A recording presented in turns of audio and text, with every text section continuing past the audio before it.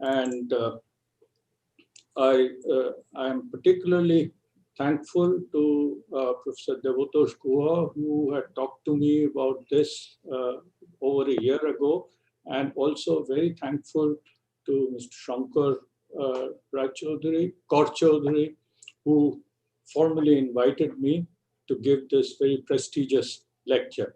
Now, before I get started, let me share my screen.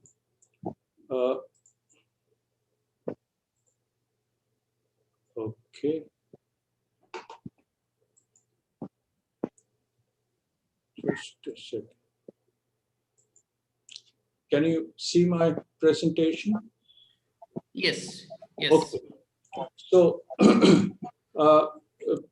before I start with my formal presentation, let me just say that it's particularly a great honor for me, and I'm delighted to give this talk because of a very special reason.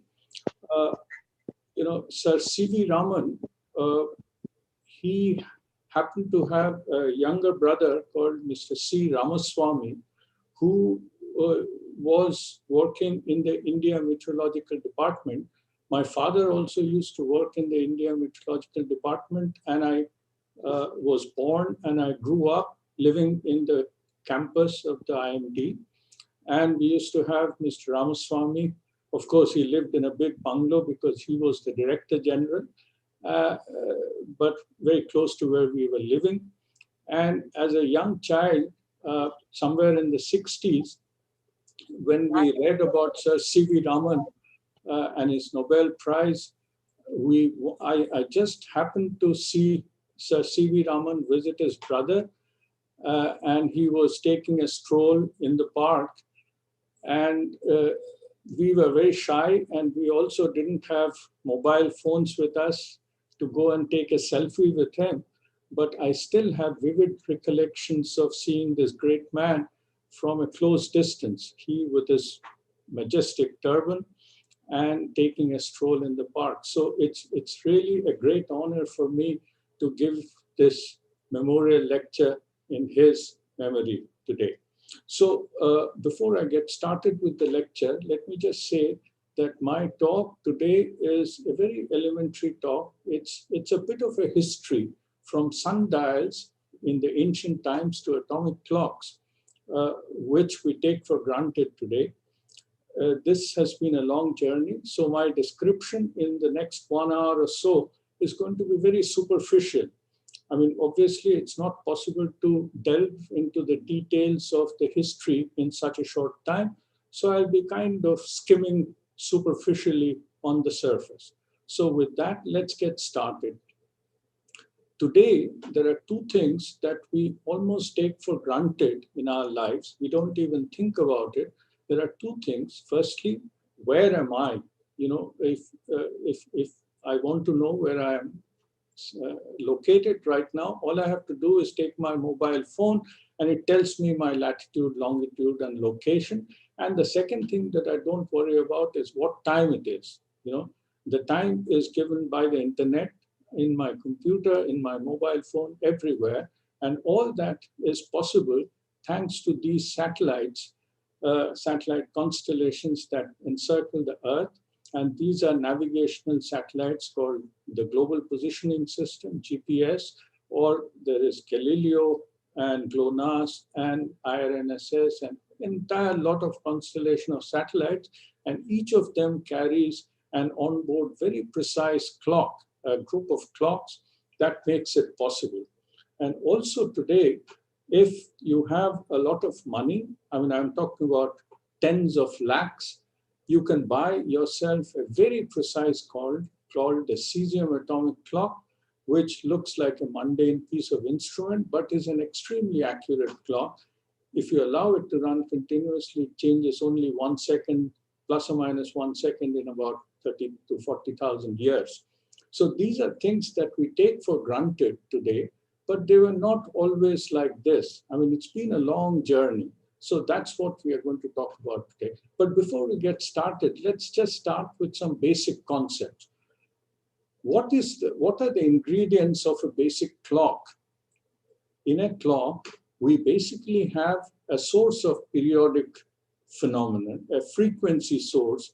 Like in a pendulum, you have a pendulum that goes back and forth once in a second. So it tells you a time interval of 1 second.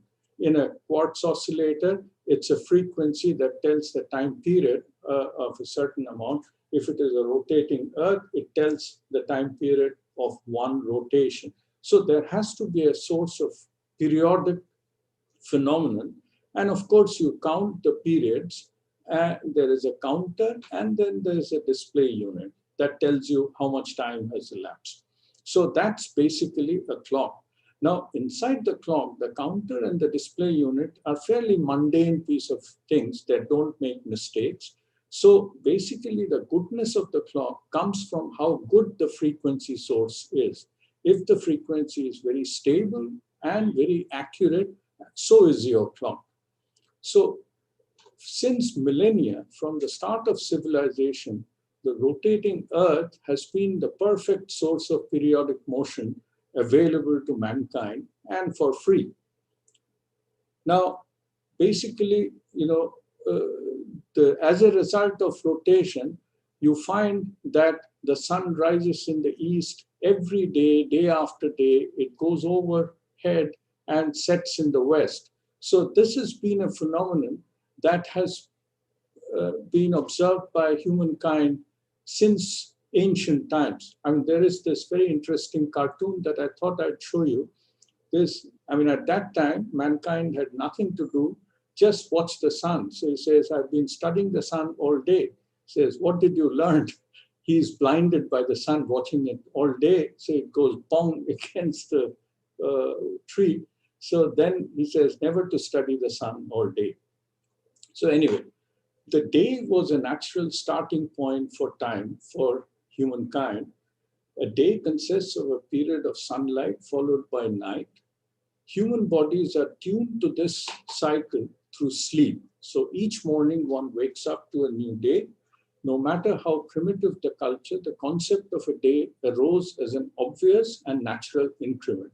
So that's the source of periodic phenomenon that one has used as a clock.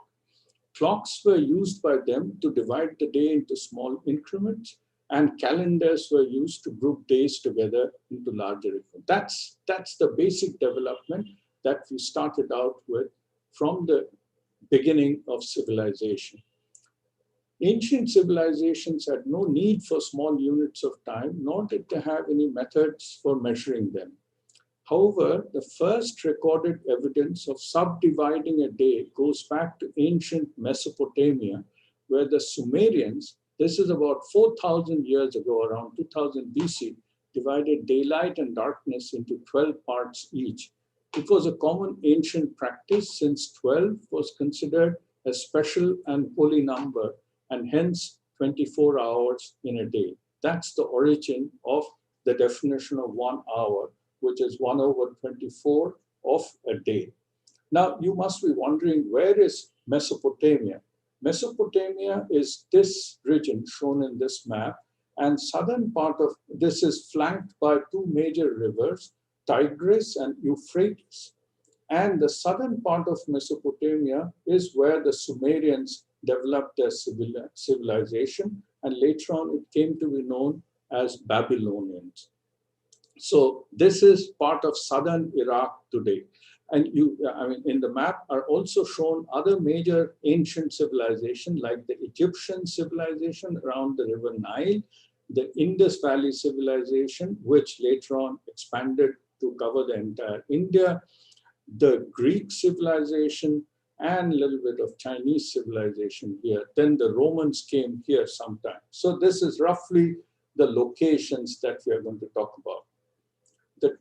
We have had time concepts, not just in Sumeria, but also in Vedic literature. Unfortunately, not much has been deciphered and not much ancient relics are available today. But I've been able to dig up some bit of literature.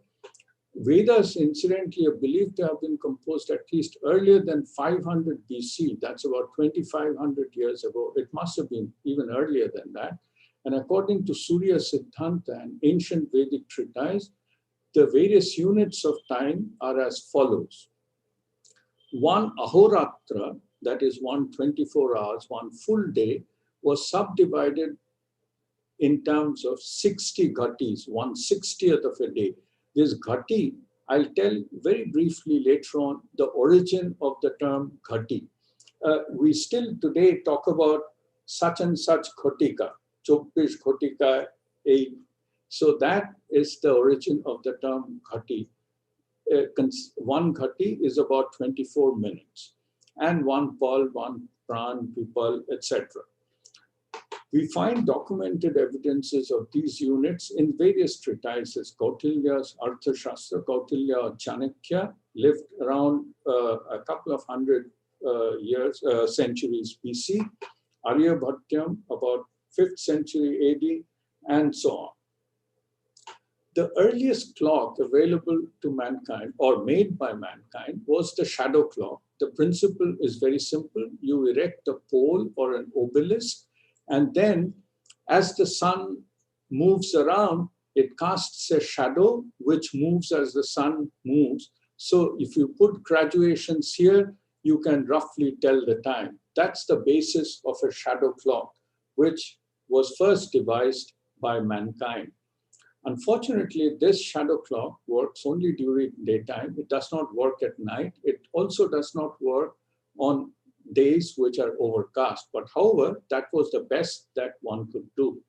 Now, the sundials as clocks were the earliest ones known from archaeological records are obelisks, the kind of poles that I showed you, about 3500 BC, and shadow clocks around 1500 BC from ancient Egyptian and Babylonian astronomy. You know where, I just showed you where Babylon was, southern Iraq. The Greeks adopted the sundials from Babylonians. First recorded evidence is about 560 BC, and the Romans adopted the Greek sundials, and the first record of a sundial in Rome is about 293 BC. Sundials and water clocks have been described elaborately in Vedic literature several centuries before Christ, as for example in Kautilya's Arthashastra. They are also believed to have existed in China and Far East, but there's not much recorded evidence there. I'll show you a few pictures of ancient sundials that are still available today for us to see. You see this ruins of an ancient temple in Egypt. You see this pole here on obelix dating back to about 1000 BC. This was perhaps a sundial, a shadow clock. You also see, dating back from the 1st century BC, the ancient Roman sundial in the city of Aosta in Italy. This very ornate and very nicely made sculpture, this was actually a clock. You see this arm here casting a shadow, and these are the graduations with numbers, 11, 12, 1, and so on. So this is about 2100 years ago. It still lives today for us to see. and we can see sundials in the city of Pompeii. The city of Pompeii, incidentally, was completely ruined, devastated by this famous volcanic eruption of the Mount Vesuvius. And all these are things that have been dug out of the volcanic ashes. I'd like to show you some very interesting thing. Here is a pillar which looks like any other normal pillar, but if I zoom in to the top of the pillar here, it actually is a sundial. You see the pointer here and it casting shadow, and these are the graduation. So these are about 2000 or 2100, 2200-year-old sundials, and shows that they were still, they were in use at that time. There, of course, have been over the years, over the centuries, there have been different designs of sundials. In fact, in the Roman marketplaces, there were sundials for people to determine time. Now, sundials, as we said, are things that work only during daytime, but water clocks were also among the earliest timekeepers that didn't depend on the observation of the sun or the other celestial objects. One of the oldest was found in the tomb of Egyptian pharaoh Amenhotep I, buried around 1500 BC. This is a really long time ago. Water clocks were later named clepsydras, or water thief, by the Greeks, who began to use them about 325 BC. These were stone vessels. This is one which is a real one, which is still there in a museum in Egypt someplace. And this consists of a vessel with sloping sides with a narrow opening at the bottom from which you fill it with water and then open this here, and the water starts to run out and the level of water starts to go down, marking, enabling you to determine time. So incidentally, the origin of the phrase, your time is running out, is perhaps derived from this clepsydra, water thief. As the water runs out, so does time. So your time is running out is a phrase that has originated from the clepsydras. Water clocks were extensively used by the Greeks, Romans, Indians, Egyptians, and so on. In the court of the king in Rome, clepsydras were used to time, to provide, set the time for audience to the king. For instance, if it was a very simple case, he would be allowed one clepsydra. But if it was a complicated murder case or something, the time allowed would be 4 or 5 clepsydras. And also, if a case ran too long and it was late evening, they would stop the clepsydra, stop the time, and start it next morning. Anyway, these clepsydras were only timers, they were not clocks. I just take a little deviation here. Water clocks in ancient India, unfortunately, we don't really have artifacts that have been, at least I don't have access to one, but there were 2 kinds that were used. The outflow one, that typical one, a vessel with an opening at the bottom, was called the Nalika Yantra. So, and somewhere around 5th century AD, this Nalika Yantra was replaced by a sinking bowl type. So you take an empty bowl with a little hole at the bottom, you place it on top of a water surface, so water starts to go inside, and as it gets filled up with water, it sinks. So that's the time, that's the time duration for which this that is designated as 1 ghati. So this instrument is called Ghatika Yantra, and that is the origin of the unit ghati. So they have in Kautilya's Arthashastra, they have described elaborate design of this Ghatika, whose duration of sinking is about 24 minutes or so. Anyway, to more elaborate and impressive mechanized water clocks were developed between 100 BC and 500 AD by Greeks and Roman horologists, the timekeepers, and astronomers. A notable name in the development of clepsydra is Ctesibius. Ctesibius, incidentally, was the guru of Archimedes. Archimedes is very well known, but not Ctesibius. He came from Alexandria, and he was had a very humble background, son of a barber, but he turned out to be a great physicist and inventor. His most famous invention was the improvement of a clepsydra, one of which still survives today, in which water dripping at a constant rate raised a float with, and so on. I'm going to describe this in the next slide. This work was further improved by Archimedes. So this is an elaborate, and how do we know this? Because one such device still survives today, which I'm going to show you in the next picture. So you have a reservoir, and this reservoir gets its water supply from a nearby stream or a river. So it has a narrow opening from which water runs out. and then it has an overflow opening here. So the water level in this reservoir is all the time constant. So the rate of running out of water here remains constant because of this constant head. And as it runs into this container, it keeps filling up. That raises this float, and that moves this pointer on this drum, telling you the time. So now as this fills up completely over a period of 24 hours, so does this capillary here. And then when this fills up, it drains this container completely, you know. So when this gets drained, this moves one little bit, and so does the drum to a next state.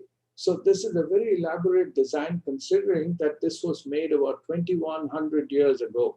This is really a fantastic thing. And this is the Tower of Wind. If some of you happen to be in Athens, in Greece, you can still go and visit this octagonal marble clock tower that functioned as a timepiece. This had one of Ctesibius's water clocks inside. I don't know whether it still functions or not, perhaps not, but it's still there.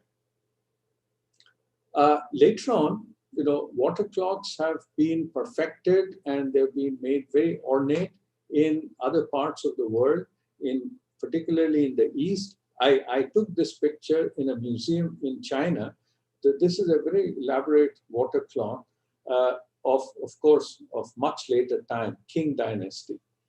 And then I again took this picture in a museum in Korea, in South Korea. This is a water clock, very elaborate design, and it officially became the national time standard of that place, that kingdom, in 1434, in 15th century AD. The first mechanical clock started appearing by 13th century, but mainly in Europe. In the Eastern Hemisphere, we didn't have much mechanical clock development, at least not that we are aware of. Nothing has been documented. Replacing the water clock, which had been around for millennia. The primary ingredients of a mechanical clock is a mechanism called an escapement. An escapement is a mechanism that allows you to count the number of periods that have elapsed. We are going to show you how an escapement works. Probably the first 13th century escapement was the verge and foliot. And this is how it functions. This is an animation of a verge and foliot. Oops, sorry. This is an animation of a verge and foliot.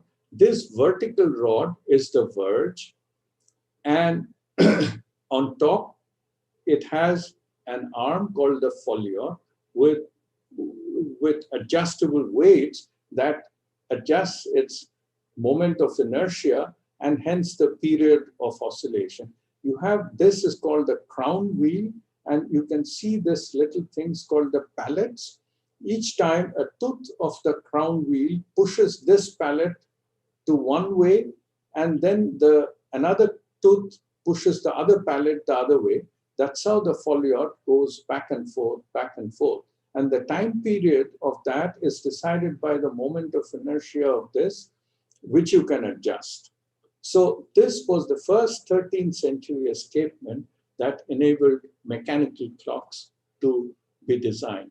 During the 13th century, large mechanical clocks were developed and installed in towers in several Italian cities to coordinate the prayers of religious orders and to give wider public access to the time for arranging meetings, business transactions, etc. These clocks were mainly in churches, and they would just ring bells.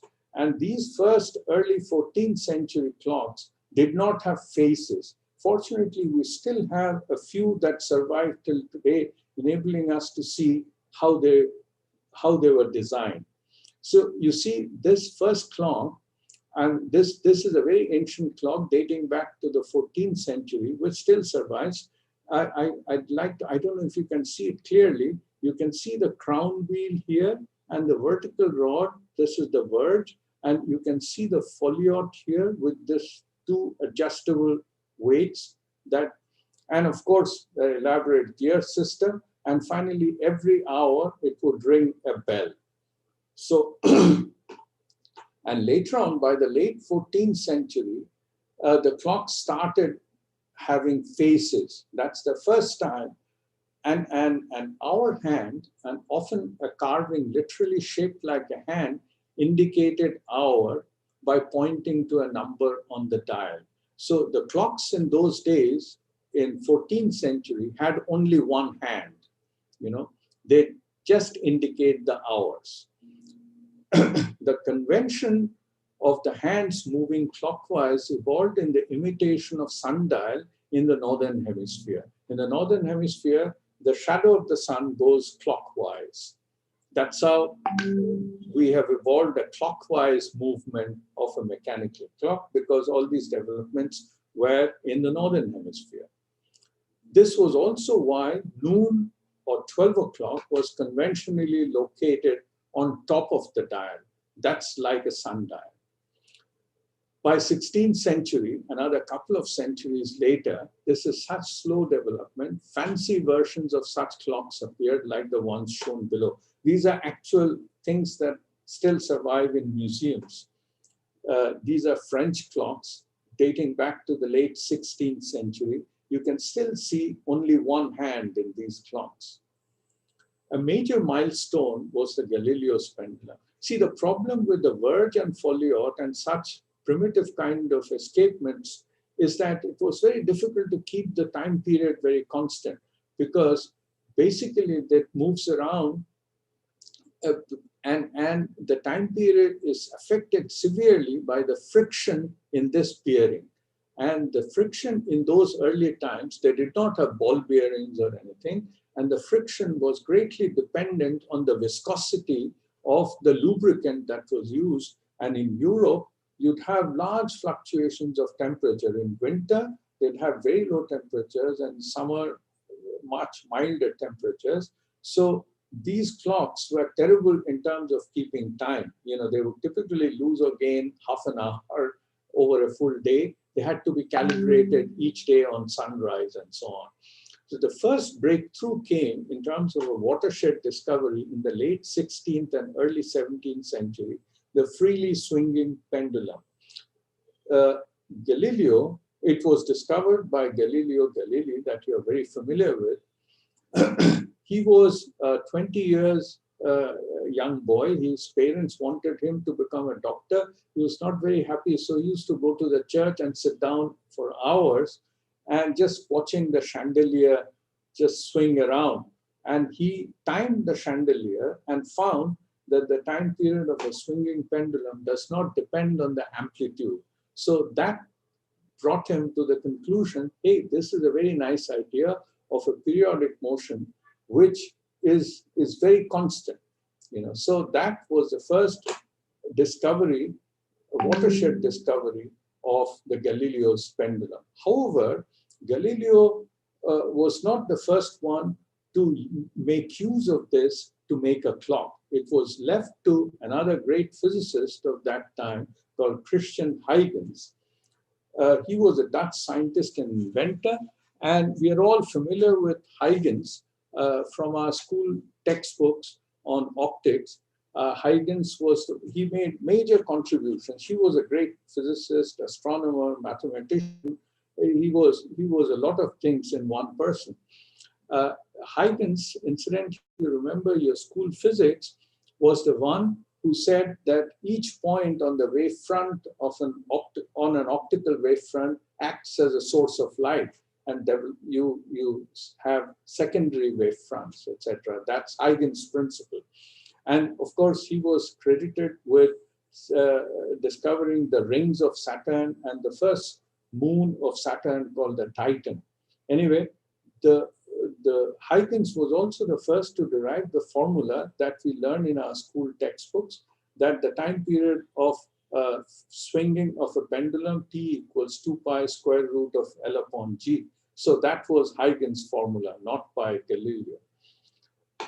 Huygens in 1656 designed and made the first pendulum clock regulated by a mechanism with a natural period of oscillation of a pendulum. This was a major shift in the clock design, which made clocks much better. Now, fortunately, he has written it all down for us to for the posterity. He wrote a book called Horologium Oscillatorium, which is still available, and some of his clocks are still there for us to see in museum. So the design is elaborately described in this page, and I zoom it. You can see the crown wheel here, but placed horizontally. The verge is sitting horizontally here, and this is how it looks. This is the crown wheel, the pallets, and instead of the folio, you have the swinging pendulum, which goes back and forth. So this was the first pendulum clock in 1656. A little bit about the escapement mechanism in a pendulum clock. This is called the anchor escapement.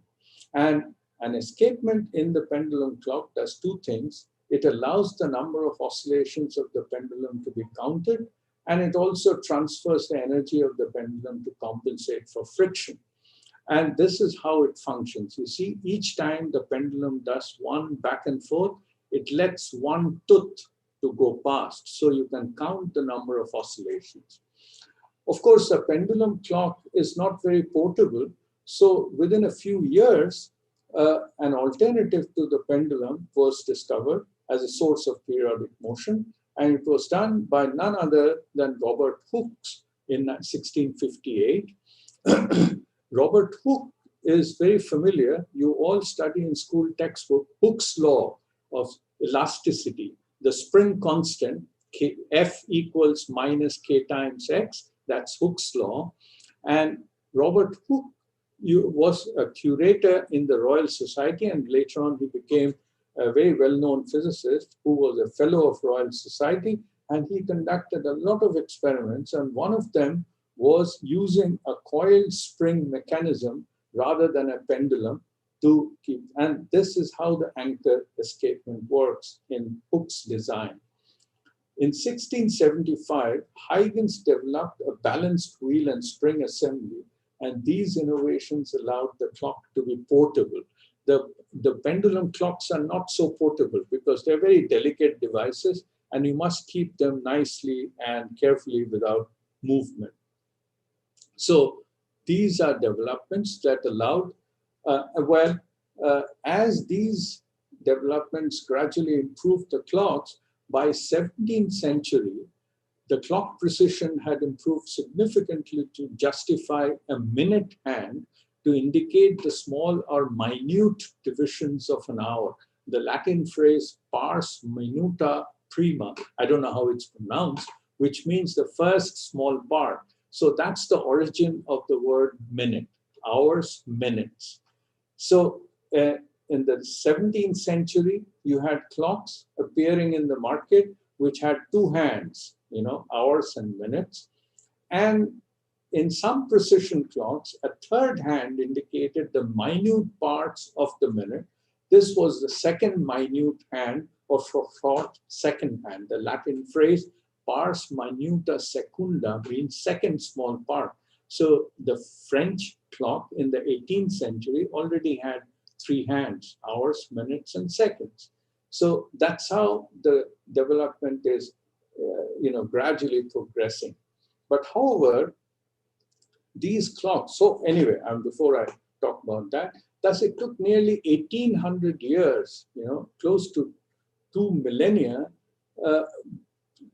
late 17th century from the Decibius's water clock, first century, for such new ingredients of mechanical clocks to come into being that made a clock better in the following ways: more accurate, more robust, more portable, and more reproducible. So by the late 17th century, we had all the ingredients of the mechanical clock. The basic design had been perfected, but however, these clocks were not so great, not so accurate. Like I said, they would typically lose or gain several minutes or tens of minutes or half an hour every day. So further work needed some extra motivation for making this technology produce more accurate, even more accurate and more functional clocks. And for each development, we need some kind of a trigger or a motivation. And what was that trigger? And that takes us to a little aside, sea navigation, clocks and sea navigation. You'd know that beginning 1400s and through the 1600s is called the age of exploration, also called the age of discovery, when all the European countries, particularly Spain, Portugal, and to some extent the British and so on, French, they all set out to discover new lands, partly for the purpose of trade, partly to get acquired territory, and so on. They began exploring the entire world on sea routes. And when you navigate on seas, I mean, you are on vast unknown territory with no references, etc. So finding out your latitude and longitude becomes a really difficult problem. So navigation was the prime motivator for three things. Firstly, I mean, on the face of it, it looks all unconnected.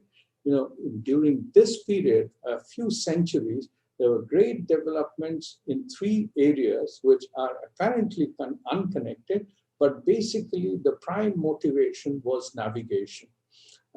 These three areas are geodesy, map making, and mapping the surfaces of the earth more and more accurately, different techniques, different ways of representation, astronomy, because you needed to study, at that time there was no satellite navigation, so you needed to track the motion of the heavenly bodies, the sun, moon, planets, and stars, to do navigation. So astronomy made great strides in these centuries. And the third one was the clock making, the developments of clock technology. So these are three areas that thrived during these centuries. Now, how did one use celestial navigation to find the latitude and longitude? I'm going to go on a little aside and tell you a little story of how one finds out one's latitude by observing the sun. See, to determine the latitude, supposing you are, oops, sorry, just 1 second.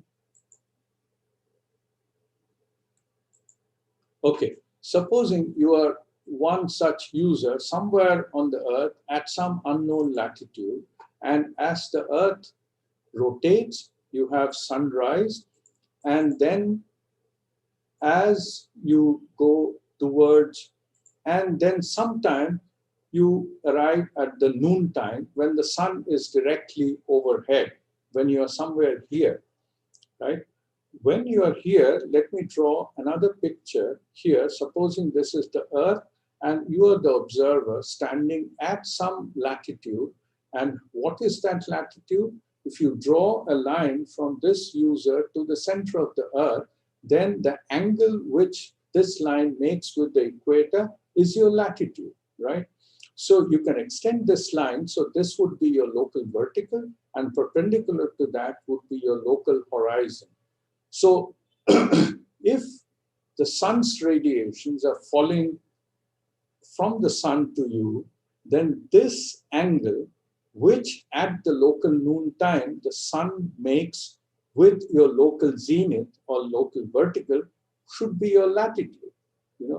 And let me, if this is not very visualizable, let me show it to you in a different way. Supposing you are standing here and the sun rises in the east and keeps going up in the sky, reaches the highest point, and then goes and sets in the west. So this is the trajectory of the sun. Now, at the highest point, which is the local noon, if you draw a line between you and then that angle, that line, the angle that it makes with your vertical will be your latitude. No, supposing if you were standing at the equator, the sun would go directly overhead. If you are somewhere at very high latitude, sun will appear to go something like this,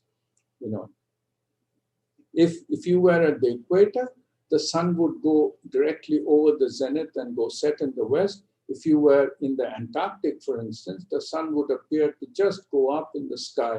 So you could determine your latitude by noting the angle which the sun makes at the local noon with your local vertical.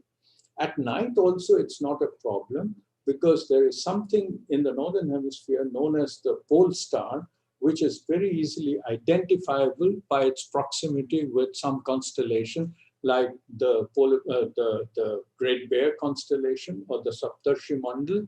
So the pole star happens to be directly north of the Earth, coinciding with the Earth's rotational axis.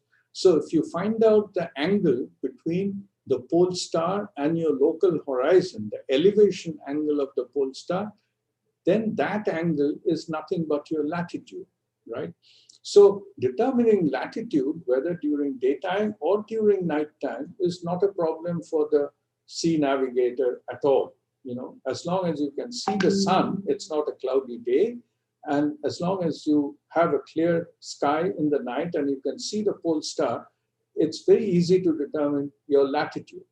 But longitude, unfortunately, is not quite easy. There are no angles that are longitude dependent. You know, you kind of you keep going around, so there is no angle with a heavenly object which depends on your longitude. But however, we observe this very interesting thing. Okay. So supposing you have two observers at two different longitudes, let us say these two observers, we note this, that for this first observer, he has just gone through sunrise, and then the second observer. And somewhere here, the first observer comes to his local noon time. He faces the sun directly. So that's the sun's meridional transit, or the local noon time for him. And, and the local noon time for the other person at another longitude happens at a different time. So the time of midday transit, or the local noon of the sun, is dependent on the longitude of the observer. So this is a very important factor. Now, if you know, now we know that the Earth goes round once in 24 hours. So one complete round is 365 degrees in 24 hours. So that means for every 1 hour shift, the change in longitude is about 15 degrees. So if you are two observers and you find a change in local noon time by 15 degrees, then you know that the difference between your longitudes is 15 degrees. So the primary requirement for determining the longitude is an accurate clock for timing the midday transits or the local noon times. Now, this principle of shift in the sun's midday transit to determine the longitude had been well known to navigators since the mid-16th century. In fact, it was proposed in 1653 by a Dutch astronomer, Dutch physicist. I can't remember his name. So this was already well known. But what was really lacking were accurate clocks. I mean, you remember by the 16th century, the clocks which were available were terrible clocks. I mean, they had to be calibrated with the sunrise every morning, and they would lose or gain tens of minutes or half an hour, 1 hour every day. So that's why, although the principle was known, however, the longitude was not very easily determined. So before the 18th century, sea explorers could not determine longitudes accurately, causing many serious maritime disasters. So this was the well-known longitude problem, which had been plaguing the seafarers or the explorers for centuries. So following a major naval disaster of 1707, the British government offered by an act of parliament a huge prize at 20.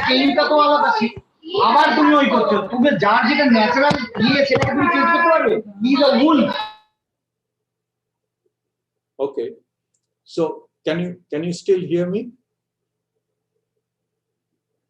Yes, Yes, yes. sir. Yes, sir. Okay. So a huge prize of about 20,000 pounds for a solution.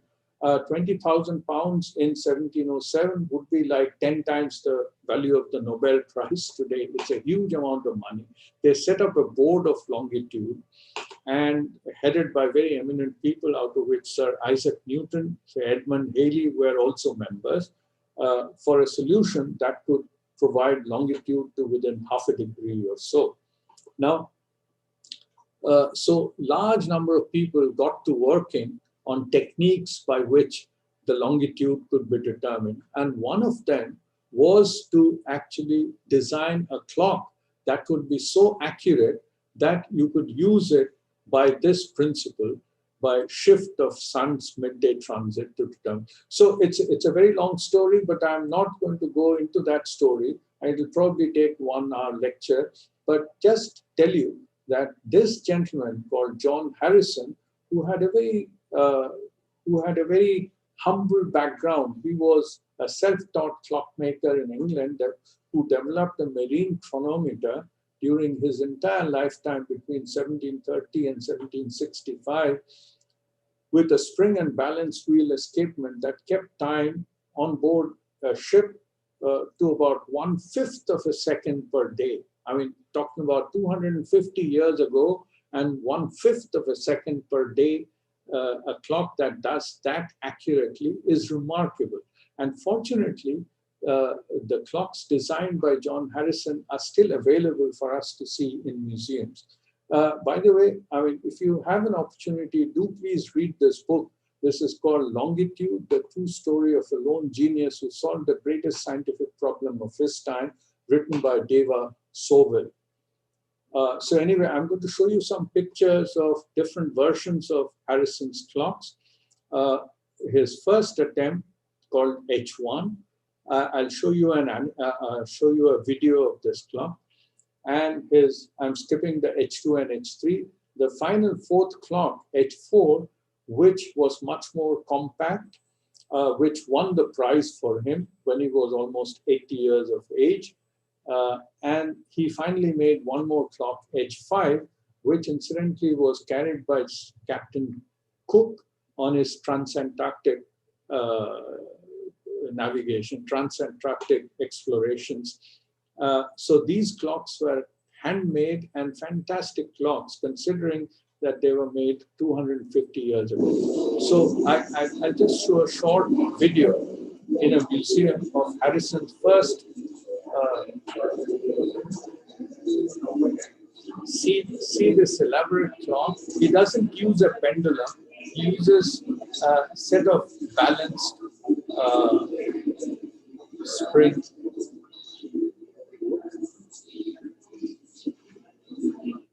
Okay, improvement continued in the 19th century. I mean, it takes centuries for such improvements. And further refinements of the marine chronometers were made by the 19th century, led to clocks with nearly free pendulums, Sigmund Riefler's clock in 1889 and Schrock's clock with an accuracy of 1/10 of a second per day. So we are gradually improving the accuracies. I show one typical picture of Riefler's clock in 19th century. Then came another watershed discovery called the Quartz clock. Quartz, which is a crystalline form of silicon dioxide, exhibits a phenomenon that you're all familiar with called the piezoelectric effect. And that means if you take a quartz crystal, which is an elastic thing, it has a natural frequency of oscillation, a natural frequency of resonance. Then across the face of the quartz crystal, I get an electrical signal, which also has an oscillation frequency equal to that natural frequency. And conversely, if I apply an electrical oscillating signal, I can strike a resonance in that quartz crystal. The first time somebody used this phenomenon to improve oscillator design was a gentleman called Walter Cady, whatever, I don't know, in 1921. He used a crystal resonator to control the frequency of a vacuum tube oscillator. And Then they made it oscillate at some known frequency, 3200, 768, that's 2 raised to the power 5. And then you could use frequency division by 2 raised to the power 5, several uh, frequency dividers, and you get a time period of 1 second with which you could run a clock. So that was the basis of a quartz clock. The first quartz clock was built by these two gentlemen, Marison and Horton, in the AT&T Bell Laboratories of United States in 1927. The next 3 decades, well, before I talk about this, I just show you what this first clock looked like. This is a complete room full of instruments with vacuum tube oscillators and dividers and so on and so forth. That was the first clock. The next 3 decades saw the developments of quartz clocks as precision time standards in laboratory settings. The bulky, delicate counting electronics built with vacuum tubes limited their use elsewhere. But today, thanks to the power of technology, we actually wear these clocks on our wrists. So they've become very compact, but the basic ingredients remain the same. You have a quartz crystal and a little oscillator, which is a tiny microprocessor, and of course, a stepper motor, which runs the hands of a clock. The quartz clock, built in 1927, was way more accurate than the Riefler's clock or the Schrott's clock, the mechanical chronometers, and they were accurate to few thousandths of a second, few milliseconds. They would lose or gain few milliseconds in a day. So they were really very accurate. Within a few years, the experimental observations of disparities between the measurements of quartz clocks and the rotation of the Earth revealed unpredictable irregularities in the rotation of the Earth. Till that point, the defined duration of a second was 1 over 24 times 60 times 60, that's 1 over 86,400 of the mean solar day. Now, but what did 1 over 86,400 of the mean solar day mean if the duration of the day couldn't be calculated with confidence? Because the quartz clocks revealed that the rate of rotation of the Earth was indeed not very constant. It had fluctuations. But however, so then we found out that rotating Earth is not, after all, the perfect clock. We had all along over centuries thought that this was a God-given device. It was a perfect thing, and it could not make mistakes. It was a perfect periodicity, but after all, it was not periodic at all. However, the quartz clock itself couldn't be the ultimate standard because it is not primary. A quartz crystal has to be ground precisely to a certain thickness to get a correct resonance frequency. It has to be calibrated against the duration of an Earth by observations of the midday transit. The natural resonance frequency of the quartz also varies with temperature, and it ages slowly. So there are a lot of problems with the quartz clock. It's much better than the mechanical clocks, but it cannot be the final clock. It is not so good. It's really good, but not good enough. So then, this, interestingly, James Clerk Maxwell, with which all of you IEEE fellows here are very familiar with, he made a prophecy in 1870, way before all these activities had even started. His prophecy says, if we then wish to obtain standards of length, time, and mass, which shall be absolutely permanent, then we must seek them not in the dimensions or the motion or the mass of our planet, but in the wavelength, the period of motion, and the mass. So if we are looking for time, the period of motion inside an atom should be what we should be looking for. Look at the prophetic statement in 1870. And that's exactly what we do today, because these molecules or atoms are imperishable, unalterable, and perfectly similar no matter where you pick them up in the universe from. So that began the atomic age of time standards, using atoms as tiny oscillators. Well, I mean, this is very simple atomic physics. I'm not going to go into details of atomic physics, but just tell you the very simple principles that enable you to understand how an atomic clock works. Now we come to the era of atomic clocks, and next 15 or 20 minutes, I'm going to talk about how we make atomic clocks and what are the basic principles of atomic clocks that we, the younger generation in us take almost for granted. Well, in an atom, we have a nucleus and an electron which goes round in the orbit. And electrons in an atom can exist only in discrete energy states, E1, E2, etc.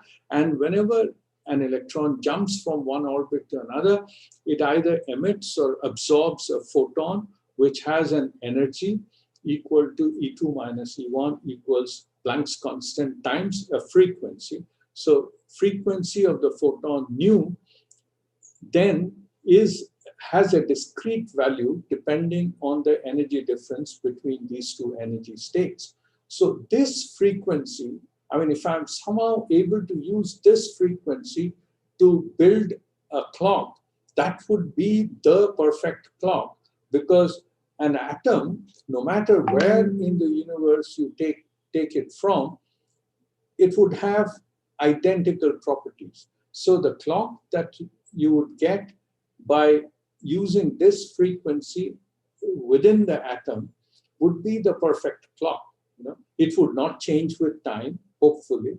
So that would be, and that is the basis of building an atomic clock, using a frequency from within the atom. So, and when did it begin? It began, interestingly, it began rather recently, 1945, January 21. Professor Isidore Rabi, who had just won the Nobel Prize a year earlier in 1944, he was giving a talk in the American Physical Society, and I just expand this. So he says, the blueprints for the most accurate clocks in the universe, tuning in on the radio frequencies in the hearts of atoms, thus beating in harmony with the cosmic pendulum, were outlined yesterday at the annual New York meeting of the American Physical Society. So this was the first time somebody had proposed using atoms to build clocks. So this is Professor Isidore Rabi, who is very well known for his molecular beam resonance of 1937, and he got the Nobel Prize in 1944. And his student, Professor Norman Ramsay, who is called the father of atomic clocks, we have phenomena such as Ramsay resonance and so on in clocks. He further refined this idea by a phenomenon known as separated oscillatory fields in 1949. Professor Ramsay won the Nobel Prize in 1989. Incidentally, my boss in NPL, Dr. B.S. Mathur, was a PhD student of Professor Norman Ramsay. So it so happened that Professor Ramsay visited NPL. He's a very friendly man. He passed away recently, I think less than 5 years ago, at the ripe old age of 90 plus. So now, what is an atomic frequency standard? An atomic frequency standard or an atomic clock is a device that makes use of stable atomic transition frequency as its reference. A quartz oscillator, I mean, usually this frequency is a weird number, so you cannot really divide it down to 1 hertz. So what you do is you take a quartz oscillator and lock it to the atomic transition to give a usable output. I'll describe this to you in very brief, just to let you know how simply this is done in principle. So what are some of the important considerations? You have to select a suitable atom and an atomic transition. You have to prepare these atoms. You have to confine the atoms long enough to observe to interrupt. So let's see how all this goes. So selecting a suitable atom. Now remember, all this is happening around 1940s, 50s. So lasers had not yet been invented at that time. So the only way, two things. Firstly, we didn't have precise source of optical wavelength. We did not have lasers. We also did not have, uh, you know, methods of detecting atomic transitions at optical wavelengths. So what were naturally available, what were naturally chosen, were the group 1 elements, the alkali elements, the hydrogen, lithium, sodium, potassium, rubidium, cesium, francium, because they have one outermost valency electron, and the energy levels of these are uh, uh, very simple, you know. So in particular, the cesium atom was chosen because of a certain reason that I'll talk to you a little bit. So how do you select suitable transition? See, the normal atomic levels, the electron in the outermost orbit, the valency electron has a ground state and several excited states. And these transitions are usually all optical transitions, for which I have no way of interrogating because I don't yet have a laser. I'm in 40s and 50s. So what one used were hyperfine transitions in the ground state. Now, for those of you who are not familiar with atomic physics, let me just very briefly explain what is a hyperfine transition in the ground state. It's very simple in principle. See, an atom consists of a nucleus, which is a charged particle, and it has a spin. So it acts as a tiny dipole magnet oriented one way. The electron is also a charged particle and has a spin. So it also acts like a tiny dipole magnet. Now, in quantum mechanics, when you have two tiny dipole magnets, they cannot be oriented arbitrarily with respect to each other. So they have to be either parallel to each other or anti-parallel to each other. Now, depending on whether, so the nucleus has a spin 3.5, so it has a dipole magnet, and electron has a spin. So these spins can be either parallel or anti-parallel, and depending on whether two magnets with north poles close to each other, they're parallel, and whether they're anti-parallel, there's a slight difference in energy of the state. It's harder to keep them together with the north and south together. So this parallel is slightly higher energy than the, so that's difference is the hyperfine separation. It's a very tiny difference, and that corresponds to a microwave frequency of 9 gigahertz or so. And now, after the World War, microwaves had made a lot of developments. All the microwave technology, thanks to the radars, was very well known to all the labs around. So this was what was used as the clock transition. So we'll see how one builds a clock out of this. So you have a ground state electron in a cesium atom in two different levels, F equal to 3 and F equal to 4, which have slightly different energies. Now, suppose an electron sits in the F equal to 3 level, and you shine a photon on this, and this photon, as soon as it has a frequency equal to this difference, this electron jumps to the excited state, F equal to 4, and it absorbs that photon. Conversely, if the electron is already sitting here and you shine a photon on it and it resonates, has a frequency exactly equal to this difference, then this makes an induced emission, comes back to this ground state, and instead of one photon, you get two coherent photons. So this is absorption and induced emission in, in atomic physics. Now, in the ground state of cesium, you have lots of atoms. I mean, if you take a bunch of cesium atoms, then half of them are in the excited state, the pink atoms, and remaining half of them are in the F equal to. So if you shine a frequency, even if it resonates with the difference, the pink ones will become gray and the gray ones will become pink, and you'll notice nothing at all. So, I mean, this is a very interesting situation. So unless you are able to remove one of the two kinds of atoms from this group, you're not going to be able to see the effect of the resonance. So that is what we call as the state selection or preparation. You have to prepare the atoms in such a way that you remove one of the two kinds of atoms from the ensemble. And how do we do state selection?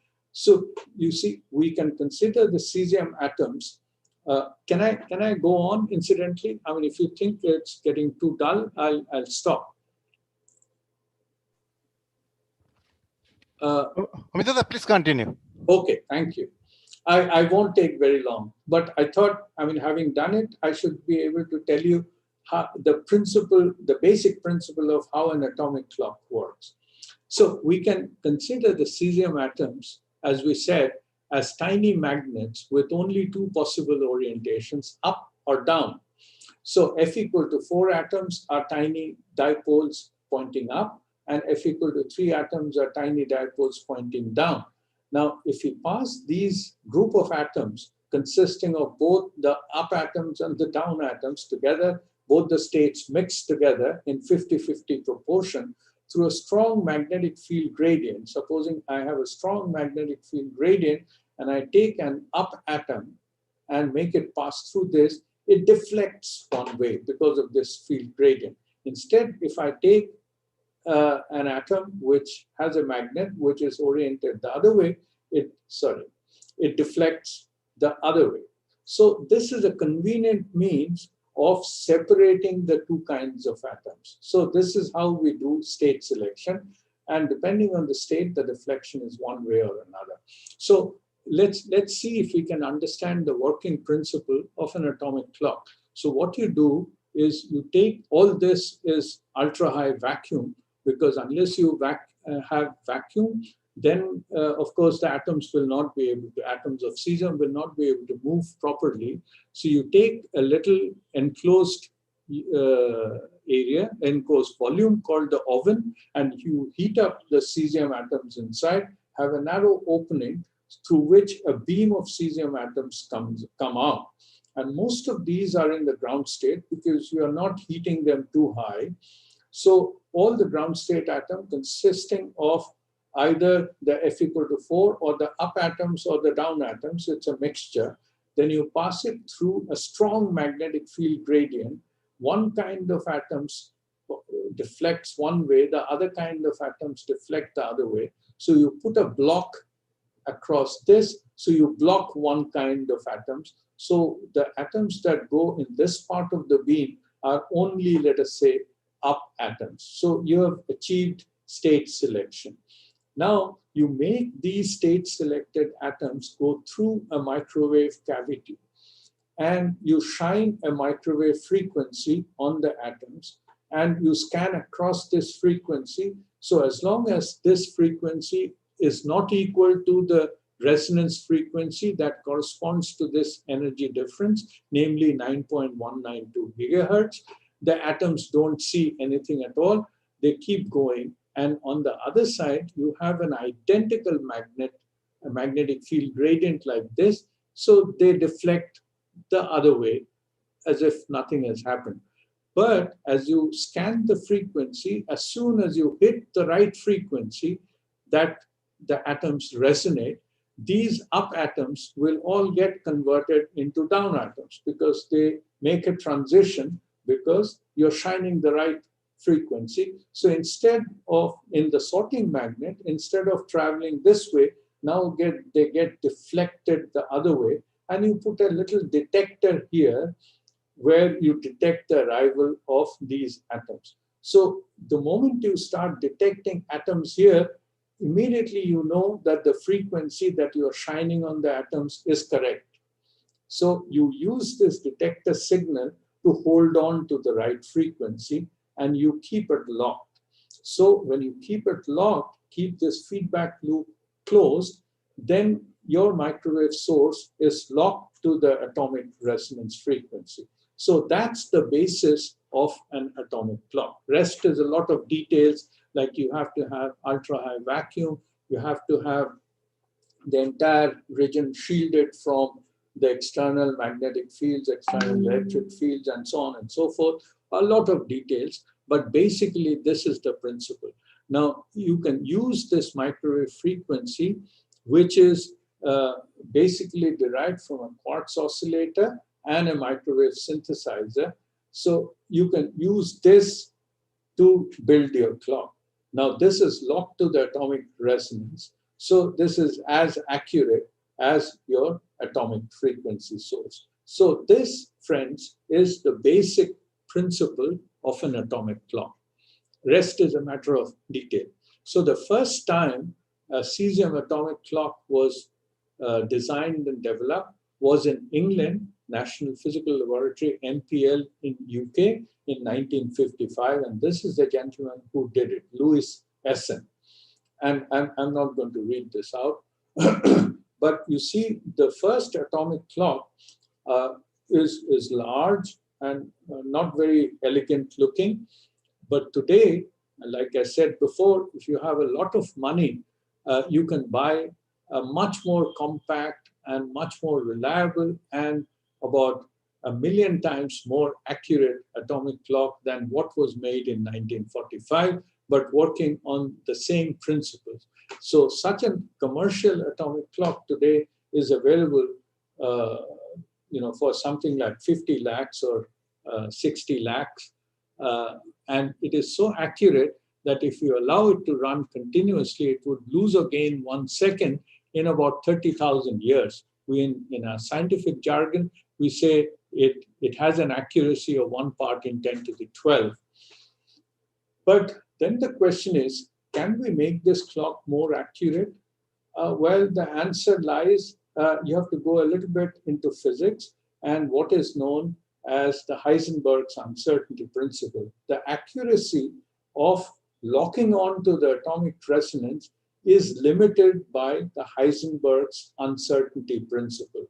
And I'm not going to be able to go into the details, but just to tell you the way it works, you see the atoms enter this microwave cavity and exit it because they are moving.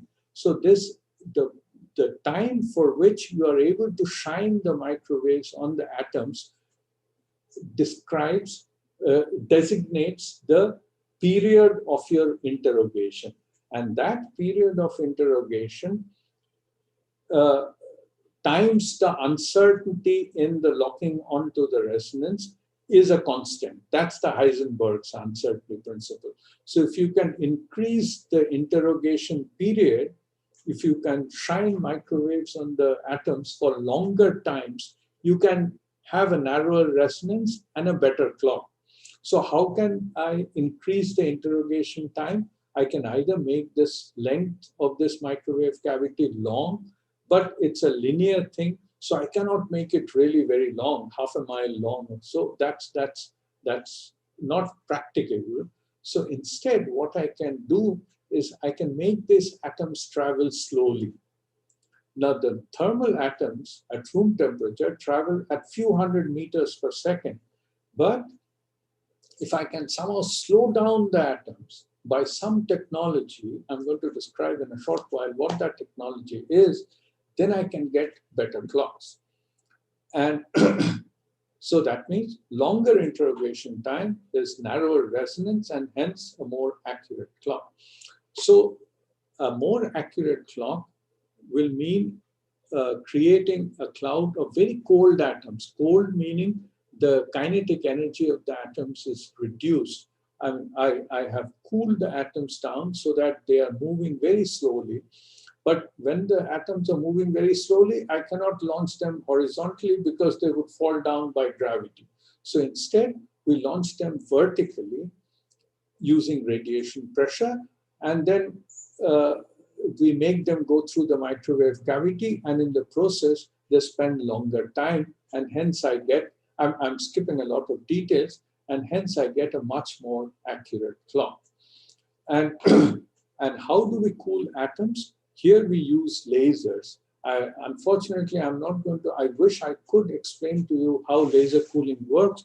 It's a very counterintuitive thing. Normally, you'd think that one uses lasers to heat things. You use lasers to cut steel plates. You use lasers to push objects. You do all kinds of, but using lasers to cool atoms is inherently counterintuitive. But it turns out that if you can choose laser frequencies appropriately, you can get certain resonances in the atoms by which the atoms are really cooled. And the Nobel Prize for Physics in 1997 was given to 3 physicists for the discovery of laser cooling. So we use laser cooling to cool the atoms to make better clocks. And I have a little animation here. Oops, sorry. Sorry, I need to restart this again. I'm sorry.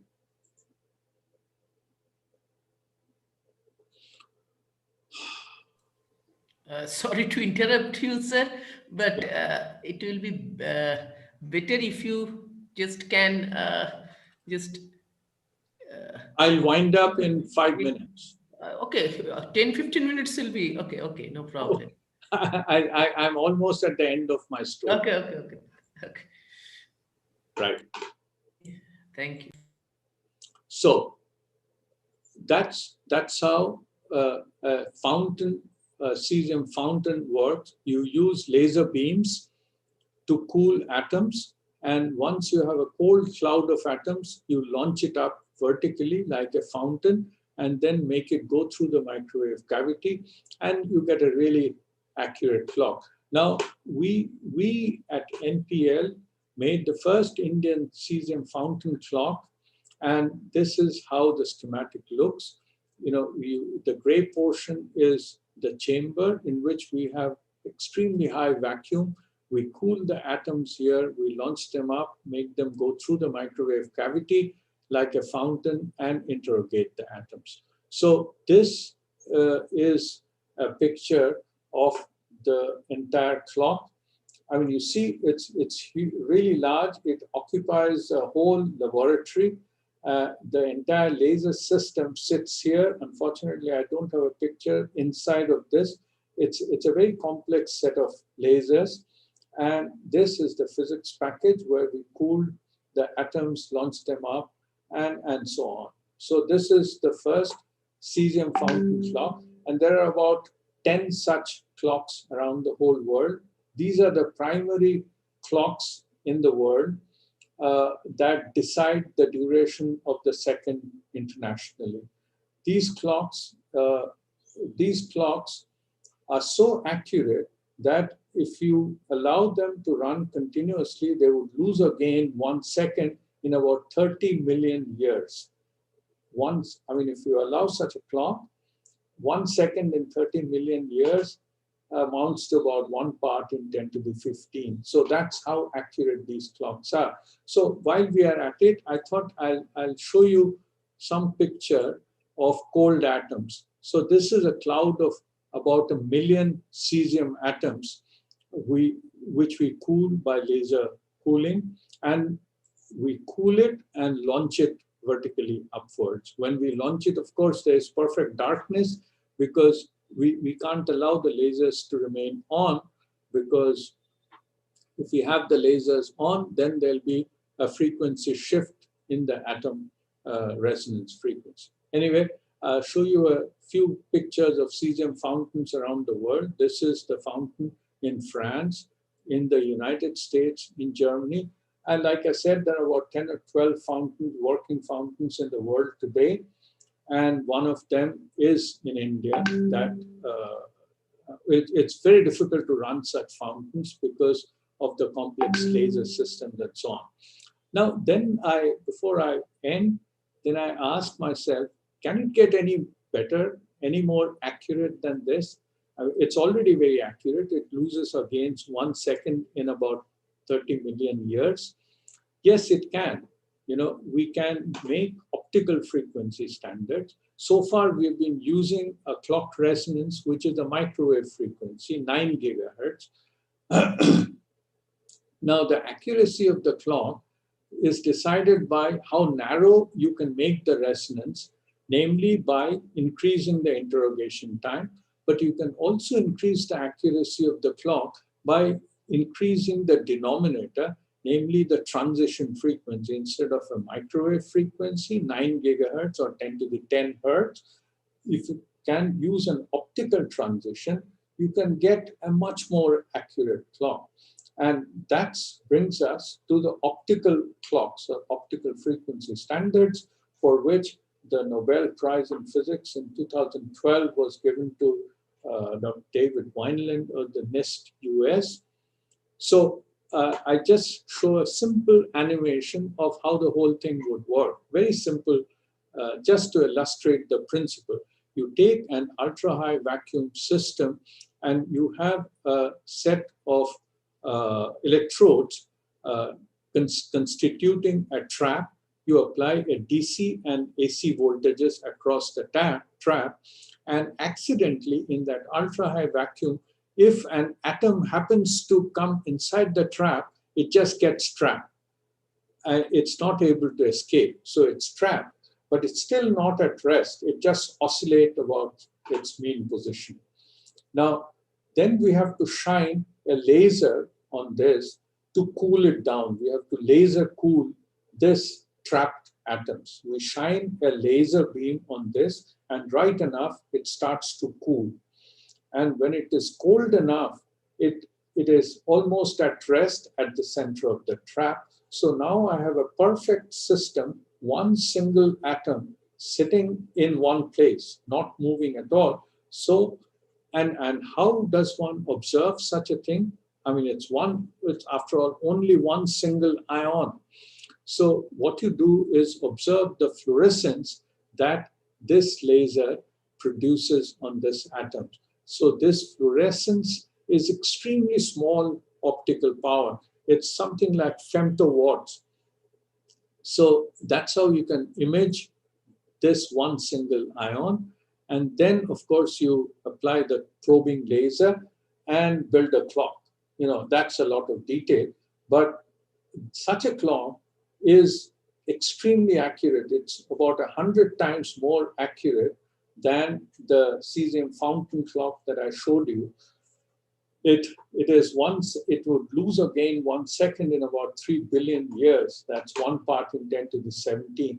But such clocks are extremely complicated. They occupy a huge space in the lab, have an extremely complex optical system to generate these laser things and trapping, etc.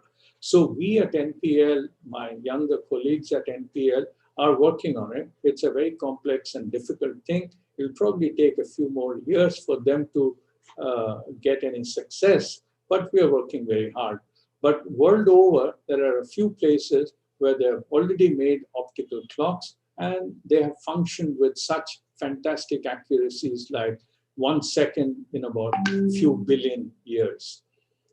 Finally, a brief summary of the history that we have talked. I'm not even talking about the sundials and the water clocks, etc. The early mechanical clocks on this axis, on the vertical axis, designates. So if I have a clock, it would change plus or minus 1 second in so many years and is the time of its occurrence. Early mechanical clocks were quite terrible, and the Galileo's pendulum clocks, Huygens pendulum clocks, made increments, and the mechanical clocks of Harrison further increments, but this has spanned few centuries. And then the Schwartz clock, Riefler's clock, Quartz clock, and the birth of the first atomic clock in 1955. And from then on, every 10 years, the clocks have improved by an order of magnitude in accuracy. And today, we make optical clocks that lose or gain 1 second in about 3 or 4 billion years. The age of the Earth is 4.5 billion years. And age of the universe is about 14 billion years. And very soon, we shall be making clocks which will not lose or gain 1 second over the age of the entire universe. That's how accurate we are planning to build clocks. But then the question that you might want to ask is, why are we trying to work so hard? Why make more accurate clocks? Who cares? Who benefits? Well, the primary motivation still is satellite navigation, the GPS, Galileo, and so on and so forth, perhaps even interplanetary navigation, and so on and so forth. We also need very accurate clocks for high-speed digital communication, high-speed computations, including quantum computation, geodesy, surveying continental drifts, etc., astronomy, electric power distribution, and finally, perhaps basic research, how constant are the constants of nature, and finally, plain curiosity. That's why we are still working to try and find if we can make even better clocks. And finally, there have been a lot of Nobel Prizes in physics related to atomic clocks. Large number of people, I'm not going to name all of them. And I leave you with this very interesting thing. Many of you, I mean, time is a very philosophical parameter. Is time an illusion? Personally, I don't think so. That's my picture around 1955, and that's me today. Time is real. Unfortunately, it moves only in one direction. I cannot go back to where I was. Thank you very much for your attention. Thank you. Thank you. Oh, It is really very nice. That is a very small word to say, but it's really very enlightening, also very interesting lecture I have ever heard. Thank you, sir. Thank you very much. And now it is open for the questionnaire. So I'd like to request Professor Debutosh Guho to please conduct no, this. Amitabh, Devanshu, you could not find any word to express your feeling, right? Yes, yes. Yes. Thank you very much. Amitabh, I can say just one thing, that we are touched today Thank by you. your passion, your love for clock. Debtosh, আমার একটা প্রশ্ন আছে। বলুন। আমার নাম শিবাজি চক্রবর্তী, আমি যাদবপুর শিবাজিদা বলছেন? হ্যাঁ, আমি যাদবপুর ইউনিভার্সিটির প্রফেসর ইলেকট্রিক্যাল ইঞ্জিনিয়ারিং। আপনার লাস্ট স্লাইডটাতে আমার একটা প্রশ্ন আছে যে হু কেয়ার্স, আপনি অনেকগুলো, sorry, I am speaking in Bengali, you have shown quite a few things where why we need these very highly accurate things. Right. I didn't understand 2-3 things. See, satellite navigation probably quite okay with me, but you have mentioned about surveying and you have mentioned about electric power distribution. So Yes. I don't understand why we require, say, 1 in 10 to the power 12, why it is not enough for electric power distribution or maybe surveying. Perhaps you're right. 1 in 10 to the 12 at the moment is good enough for electric power distribution. You don't need 10 to the minus 15 or minus 17 to, in any area of electric power distribution. But, we are talking in future. Right now, maybe about 20 years ago, you would have thought that 1 in 10 to the 5 is also okay. I mean, millisecond timing was good enough for all the SLDCs and so on. But today you have these phase recorders that require microsecond timing. So you are absolutely right. Today, you probably don't require 1 in 10 to the 15 or 17 for electric power distribution. But if they become available, who knows, maybe you can incorporate extra features in your electric power distribution that make the diagnostics even more meaningful, even more effective. Okay, I understand. So, can I say something? This is Amlan Chakraborty. Yes, please. With Dr. Sengupta, we installed 2 standard time and frequency systems in Yes. our grid Arulia, and TVC Maitan. So at those time, synchro phasers were still not in operation. That's correct. That is correct. We could, synchronize all fault locators and all disturbance recorders. That's all right. event recorders with your time. That time That was is correct. 1 microsecond accurate, 10 to the power minus 6. That is correct. That was in 1997, long back, 23 years back. So, with synchro phasers in place, now Indian power grid is interconnected. So, to anticipate any loss, shifting phase angles has to be, detected in very short time. That's right. That's right. So, Absolutely. Professors, very high accuracy time is desired. Now, I would like to ask one question. We have at that time installed this. Microphone is not in proper location. I think it was got muted. I think you need to bring the microphone in front of you. Audio is very low. Hello. Yes, yes. Are you able to hear me now? Yeah, now it is fine. Yeah. So with synchro phasers, we need very higher time accuracy. For event recorder, then disturbance recorders, the 1 microsecond accuracy is enough for fault locators. Milliseconds. For event recorder? Microsecond.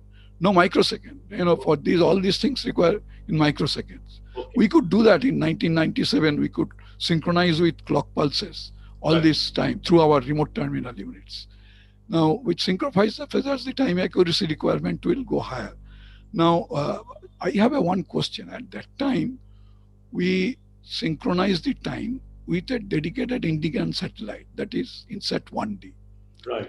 Now, afterwards, the systems that has come, they are synchronizing with GPS time. I think, as I have read the research papers, GPS time is not very safe for a critical application like electrical power system.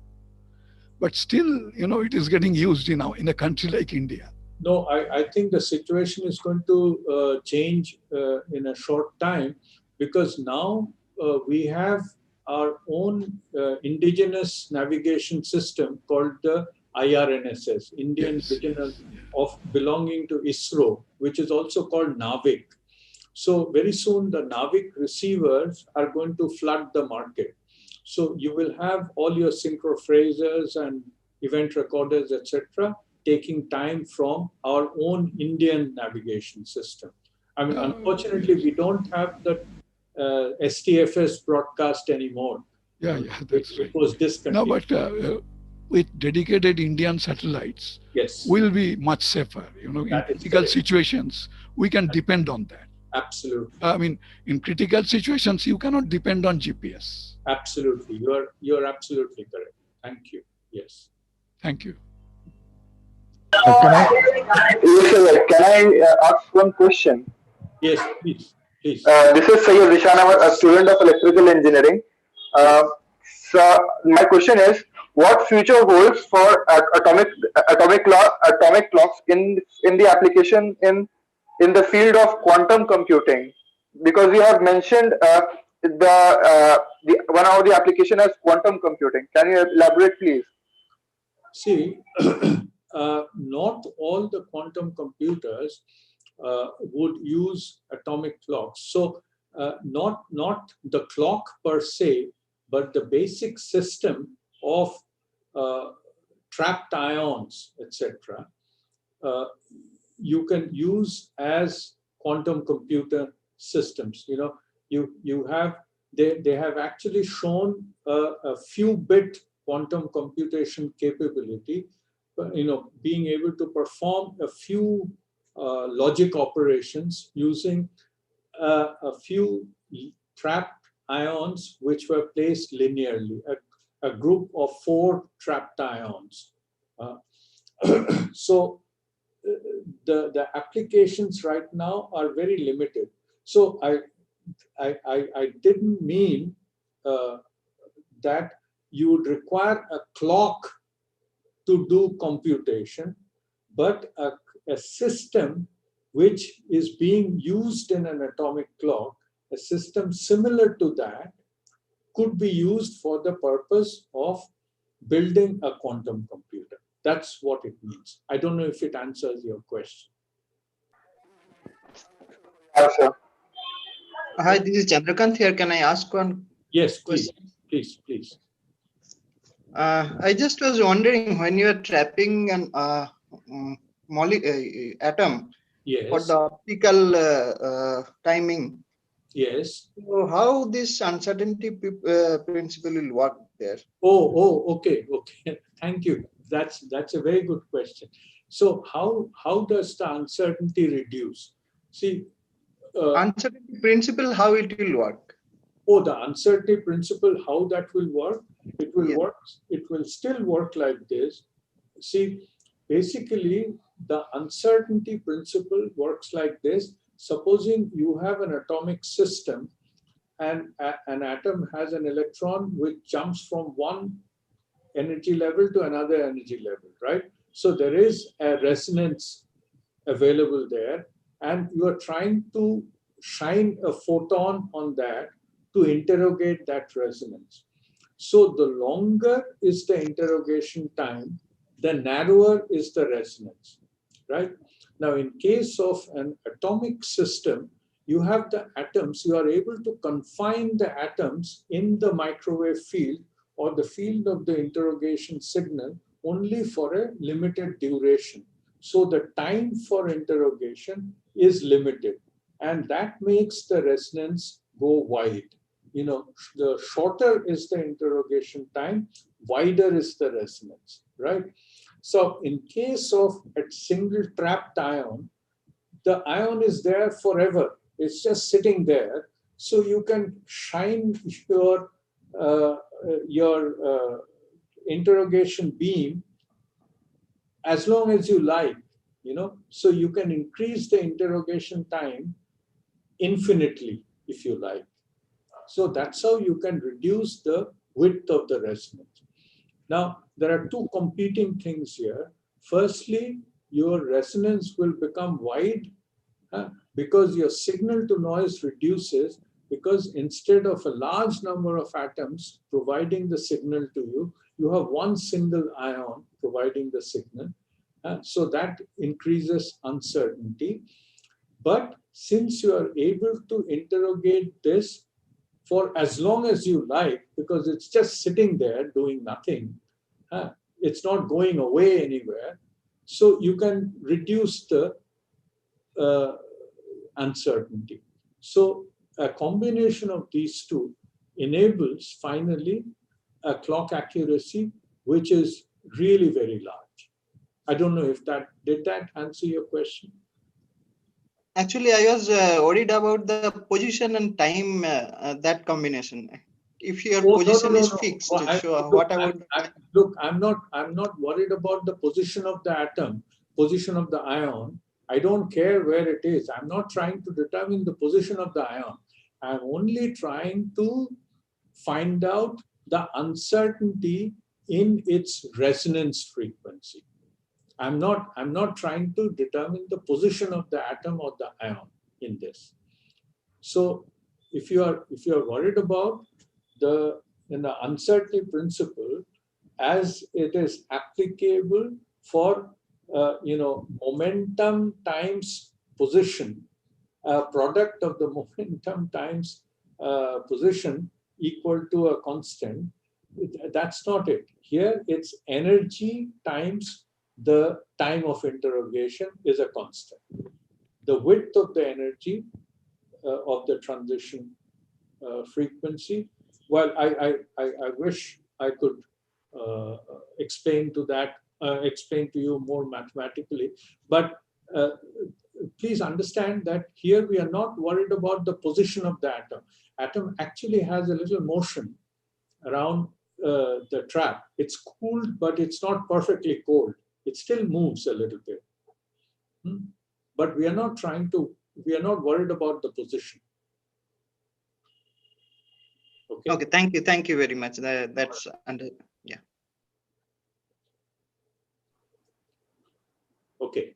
Any more question from the participants? Can I ask a question? Yeah, please. Anyways, okay. First, let me express my admiration. I enjoyed very much your lecture from the comfort of my home. So I always look forward to that, to your lecture. It is a new experience anyway. My question is that how do you measure the accuracy of atomic clock? What is the benchmark? Is it a theoretical proposition or you have some? No, Animesh, it's like this, that basically at this level, see earlier, I'm talking about before the advent of atomic clocks, when we were still in quartz clock regime or let's say mechanical clocks, you always had the reference of the Earth going one rotation about its orbit, that is 24 hours. But now in this case, I don't have any reference. Now That's the question. The definition of time is based on an atomic transition. So if I build an atomic clock, I don't have a superior reference standing on top with respect to which I can measure the accuracy of this. So what one does on Animesh is this, that one, if you build a clock and if you have to evaluate the uncertainty of it, you have to have several such clocks. You have to, at the least, you have to have 2 such clocks or 3 such clocks, and you do intercomparison of frequency measurements of one against the other in order to find out the performance of any one of them. So in our case, what we do is, in case of cesium fountains, for example, I mean, it's going to, my answer, the long answer is going to be very long, but the short answer is that you have to compare such clocks at the highest level of accuracy against similar clocks of the same genre in order to evaluate their accuracies. I don't know if that answered your question, but we can of course discuss later on when we meet. I'll tell you the nuances of this. This is a very actually measurements is a very important thing at the regime of 10 to the minus 15 and beyond, 10 to the minus 15 and minus 16, 17, etc. Measurement technology becomes extremely difficult. I mean, somehow this 1 part in 10 to the 15 probably doesn't convey to you the kind of accuracy that we are talking about. But if I tell you that, I mean, just give you a physical example of what it means. I mean, if I say that I have something which is 1 part in 10, accurate to 1 part in 10 to the 15, it would amount to saying that supposing I had a ruler and I could measure the distance between the center of the Earth to the center of the Sun with an accuracy of 0.1 millimeters, that would be 1 part in 10 to the 15. So that's the kind of accuracy that we are talking about. So measurement technology gets really complex at that level. Okay. Dr. Sengupta.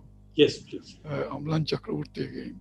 Yes. This UTC standard, this is used to be based on a clock in Paris. Not a clock. It's not a clock. Yeah. It's a group of clocks which are situated worldwide. Yes, please. So that used to be the reference for comparing your the performance of your clock. No, that is correct. It still is the reference as far as our performance evaluations are concerned. But basically, what lies in Paris, they don't have any physical clocks. What they have in Paris Our clock intercomparison measurement, the clocks, there are about more than 400 clocks all over the world.